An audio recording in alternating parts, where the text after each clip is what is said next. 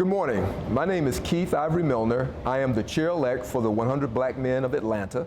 I'm also an entrepreneur. I own two businesses right now. One is a professional services firm that focuses on executive coaching, leadership, and professional development. That firm is called Coaching Catalyst. And I'm also a franchise owner with a sub shop called Jersey Mike's. So between those two businesses, those constitute the bulk of my revenue generating activities. So I'm going to talk about those two businesses differently, but the context is, at this point in my career, I am an entrepreneur. Historically, I spent 35 years in corporate America working in financial services, banking, and consulting. And over the course of my career, I was fortunate enough to reach the level of division president for a small community bank with a $2 billion market cap, as well as SVP for a large top 3 banking institution where I was chief marketing officer for the private client group. And then I was also a division president for a diversified financial services company that sold life insurance, annuities, pensions, 401k plans.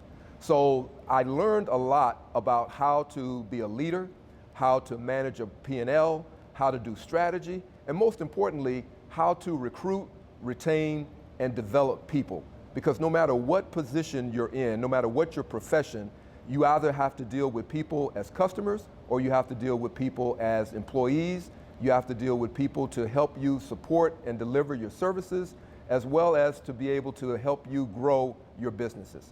So let me talk a little bit about my professional services firm, Coaching Catalyst. I've had this business now for about 8 years, and I focus primarily on corporate executives from the C-suite down to the vice president level. And in my role as an executive coach, I essentially help people perform better, smarter, and faster. And you might say, well, Keith, how do you do that?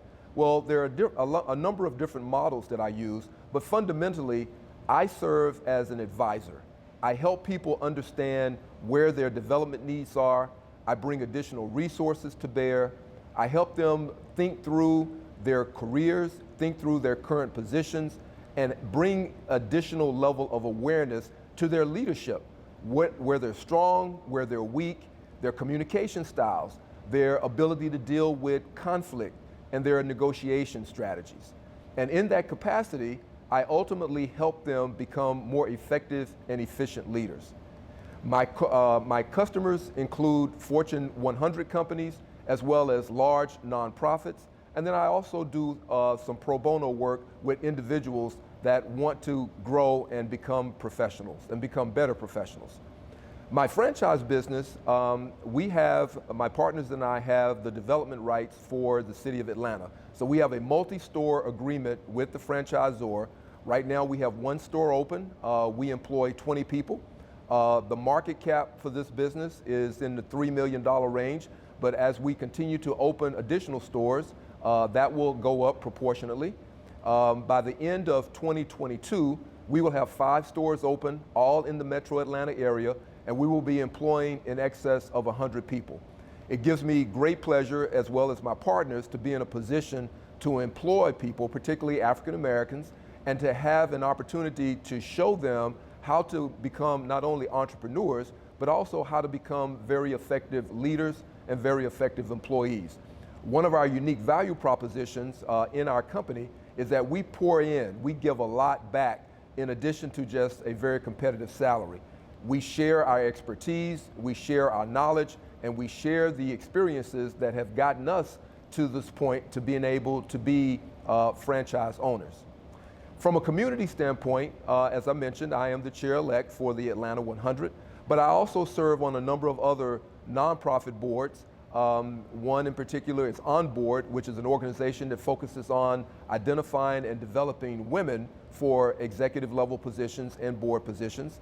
I'm also a commissioner for the Housing Authority of Fulton County, and I also serve in an advisory capacity for the National Black MBA Association Atlanta chapter.